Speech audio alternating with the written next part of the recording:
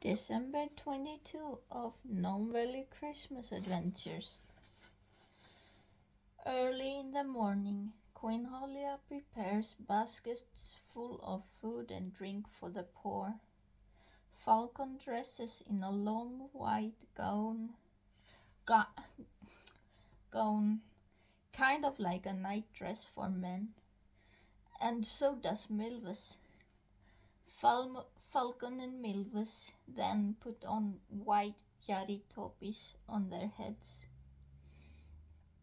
They're going to ride down to villages with the baskets and give them to the poor. Butteo gets dressed in a white gown as well, but Totte and Lisa get to keep their normal clothes on.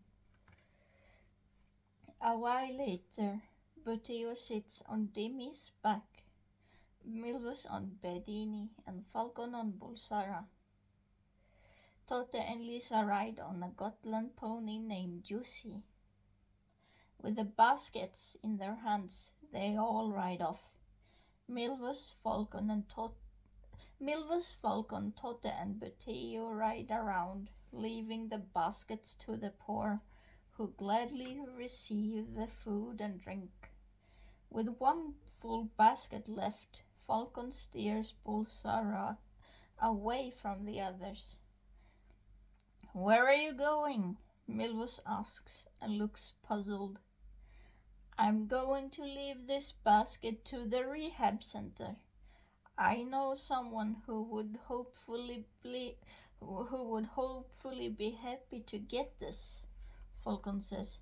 "Can I come with you?" Butteo asks. "No, Butteo. Follow Milvus back home. I'll come back, don't worry," Falcon shouts and rides off towards the forbidden forest. "Come on, little brother, let's go home," Milvus says and pats Butteo on the shoulder. On the way towards the rehab center, next to Dr. Tornio's hospital, Falcon and Bulsara encounters Mrs. Troll.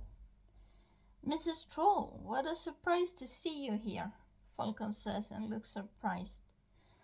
"Oh, Falcon, I'm so happy to see you as well.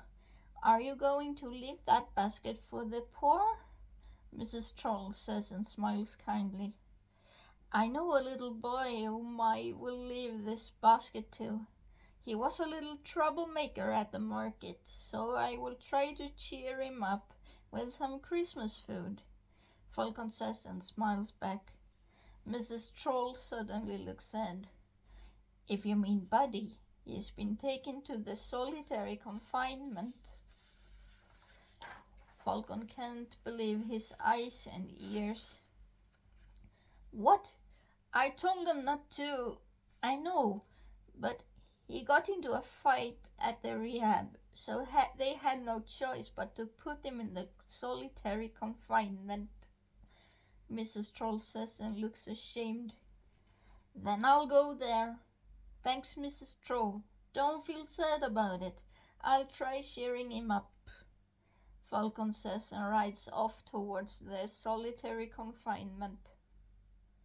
In the dark cell, Buddy sits with a foot cuff, looking at the window, when it suddenly knocks on the door to the cell.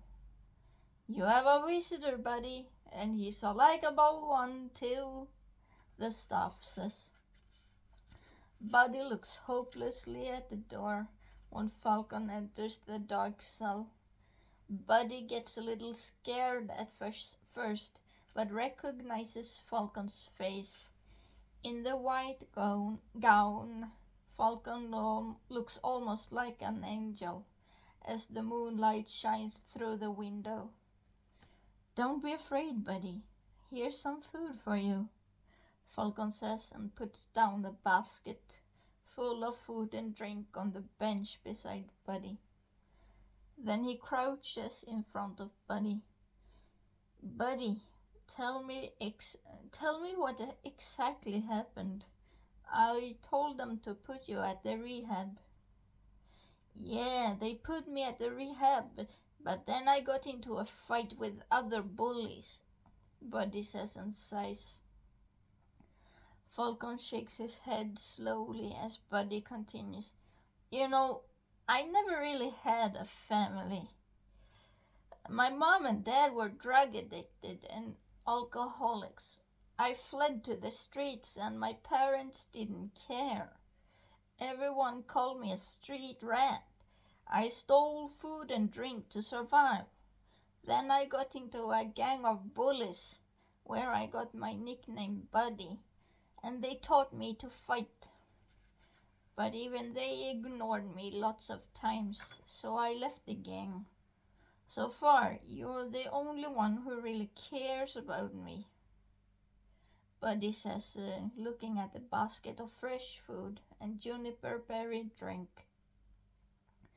Buddy starts eating of the food and sips of the juniper berry drink. Teared up, Falcon strokes Buddy's head gently and softly.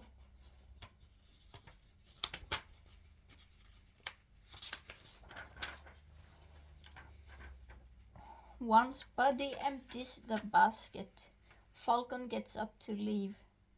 I'll see what I can do for you, Falcon says, and strokes Buddy's head gently. Thank you, Falcon, Buddy says, and Falcon leaves. Once Falcon rides out of the forbidden forest and comes back to the meadow, Falcon breaks down and tears flow down his face. Falcon buries his tear-drenched face into Bulsara's soft neck and mane. Milvus, out on his night watch, hears Falcon's crying and steers Bedini towards Falcon and Bulsara. Falcon, what's wrong? Your howling sounds worse than the werewolves in the moonlight, Milvus says and looks concerned. Falcon wipes his face with his hand and looks at Milvus with a serious look. Buddy needs a family now.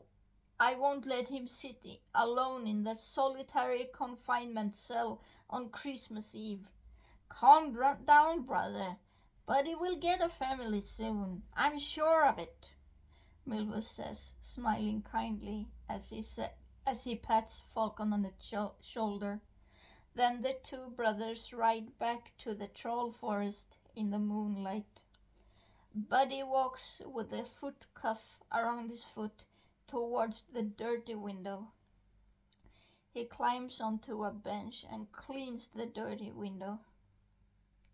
On the moonlit sky, a star appears to shine clearer and brighter than any of the others. Buddy clasps his hands and looks at the star. Dear wishing star, I hope to be a member of Falcon's family. I want to apologize to Berteo and Totte for my sinful behavior, Buddy thinks to himself, and the brightest star twinkles at him. So that was December 22 of Gnome Valley Christmas Adventures. And I hope you guys like this one. And see you guys tomorrow.